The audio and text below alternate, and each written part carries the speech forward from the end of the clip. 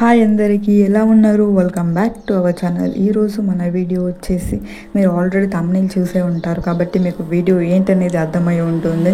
So మన channel name వచ్చేసి రమ్య పల్లికొండ. ఇంతవరకు మన ఛానల్ని చూస్తూ ఇంకెవరైనా సబ్స్క్రైబ్ అయితే చేసుకోకుంటే వెళ్ళి వెంటనే సబ్స్క్రైబ్ అయితే చేసుకోండి.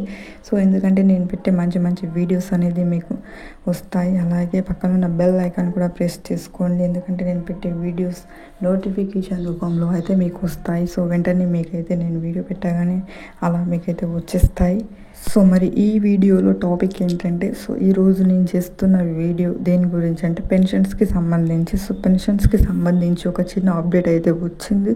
సో ఆ అప్డేటే మీకు తెలియజేయాలని ఈ వీడియో అయితే మీతో షేర్ చేయబోతున్నాను. సో ఆ ఇన్ఫర్మేటివ్ ఆ అప్డేట్ ఏంటంటే మీరు వీడియోని అయితే పూర్తిగా చూడడానికి ప్రయత్నించండి. సో అప్పుడే మీకు అర్థమవుతుంది. ఎక్కడ కూడా వీడియోని స్కిప్ అయితే చేయకండి.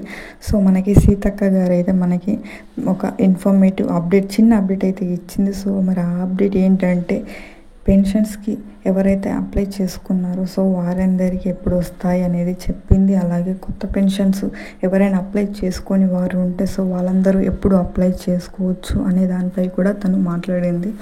సో మరి ఎప్పుడు అప్లై చేసుకోవచ్చు అంటే, సో మనకి ఇప్పుడు ముందు ఎలక్షన్స్ ఉన్నాయి. సో మనకు అందుకే మళ్ళీ అప్లై చేసుకోవడానికి ఛాన్స్ అయితే ఇస్తున్నారు. సో ఎవరైతే పెన్షన్స్కి అప్లై చేసుకోక బాధపడుతున్నారో సో వాళ్ళందరూ పెన్షన్స్కి అప్లై చేసుకోవడానికి మరో ఛాన్స్ అయితే సీతక్క గారు ఇచ్చారు. సో ఈ ఎలక్షన్స్లోపు మనకి పెన్షన్స్కి అప్లై చేసుకోవడానికి టైం అయితే ఉంది. సో మీరు మీ సేవ కానీ ప్రజాపాలనలో కానీ అప్లై అయితే చక్కగా చేసుకోవచ్చు. అలాగే చాలామందికి ఉన్న డౌట్స్ ఏంటంటే మరి అప్లై చేసుకున్న వాళ్ళది ఆల్రెడీ ఉన్న వాళ్ళ పెన్షన్స్ వాళ్ళు ఎప్పుడు వస్తాయి మరి అంటే, సో మనకి ఇక్కడ ఎలక్షన్స్ ముందు ఉన్నాయి కాబట్టి సో ఎలక్షన్స్కి ముందే ఇస్తామని అంటున్నారు. అలాగే ఎలక్షన్స్కి తర్వాత కూడా ఇస్తామంటున్నారు. సో మరి ఎప్పుడు అనేది ఇంకా తెలియదు. సో వెయిట్ చేసి చూడాల్సిందే.